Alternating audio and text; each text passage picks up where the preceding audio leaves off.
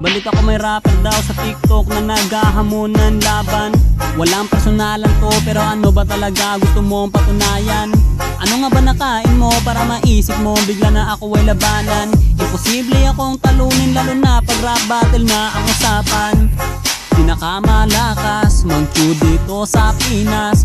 Bukod sa Unleashed Quintol, unli rin to mag-recall. Kaya di nyo ko kaya kahit pagtulungan pa ni Kapitan El sa mundo niya. Kayo'y mapapaluhod sa harapan ng tunay na rapper na hinamon mo ng battle sa paligsahan ng rap. Pagkatalo mo'y masaklap, ngayon matutong kumilala, di may kukumpara.